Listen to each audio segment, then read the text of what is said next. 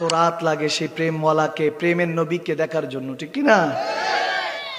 ও গো কামলিওয়ালা ইয়া নবী সাল্লি আলা, তোমারে মনে পড়েছে, তোমারে মনে পড়েছে, ঠিক কি না? কি যে কি মন্ত্রণাতে, অসহ যন্ত্রণাতে মন আমায় তোমায় সরেছে, তোমারে মনে পড়েছে। ইয়া নবী সালাম আলাইক, ইয়া রাসূল সালাম আলাইক, সালাওয়াতুল্লাহ আলাইক, ইয়া হাবিব সালাম আলাইক। সুবহানাল্লাহ পড়ুন না।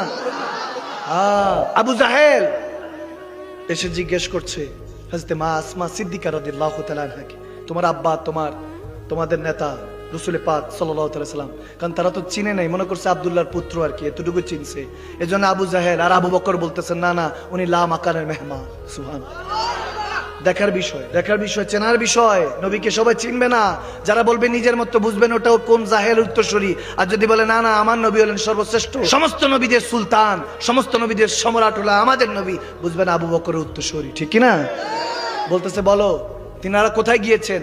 এখন মা আসমা চিন্তা করছেন, মিথ্যা বললে তো শরীয়তের বরখেলাফ হবে, গুনাহ হবে, আর সত্য বললে তো নবীর সাথে গাদ্দারি হবে, আল্লাহর সাথে গাদ্দারি হবে। এজন্য মা আসমা সিদ্দিক আকবরের মেয়ে ওরকম জজবা নিয়ে বলেছেন, জানি বলবো না। সুবহানাল্লাহ, সুবহানাল্লাহ বলুন না। জানি কোথায় আছেন, বলবো না। পরে আবু জাহেল বদবখত একটা থাপ্পড় মারলেন মা আসমাকে। থাপ্পড় মারার সাথে কানের মধ্যে বালা ছিল, পড়ে পাথরের মধ্যে বাড়ি খেয়ে চিচ্ছিরা রক্ত বেরোয়া শুরু হয়েছে। কত কষ্টের বিনিময়ে ইসলাম। কেমনে বুঝাই আপনাদেরকে, কেমনে বুঝাই, কিভাবে বুঝালে এই মানুষগুলি ফজরে দেখা যাবে আমার জানা নেই। আমরা অনেক চেষ্টা করছি যুবকদেরকে মসজিদে পৌঁছানোর জন্য। চেষ্টা করবেন, চেষ্টার কোনো ত্রুটি রাখবেন না। ময় মুরব্বীদের বলছি, আপনারা তাহাজ্জুদ গুজার হয়ে যান। খোদার কসম, ঘরের মধ্যে যুবকরা, যুবতীরা সব ৫ ওয়াক্ত নামাজি হয়ে যাবে, ঠিক না?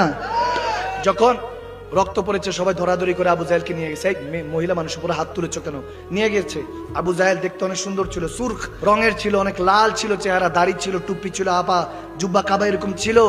এই জন্য পড়ানেওয়ালা থেকে পড়ার আগে বুঝতে হবে কার থেকে শিখে এসেছে। ওনার শেখ তরিকতকে, উনি যে মাদানি আজহারি কাদেরি লাগিয়েছে, ওনার পিছনে শেখ কে, উনি কার থেকে পড়েছে, ওনার উস্তাদের উস্তাদকে, দাদা উস্তাদকে, বরাব্বা হুজুর উস্তাদকে, ওনার দাদা উস্তাদকে, পড়ালা ফেরেশতাদেরকে আজাজিলও ছিল।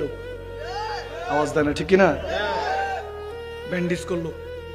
আল্লাহ, অনেক কষ্টে রক্তকে বন্ধ করে খাবার নিয়ে রাতের অন্ধকারে হুজুরে পাকের কাছে গেলেন।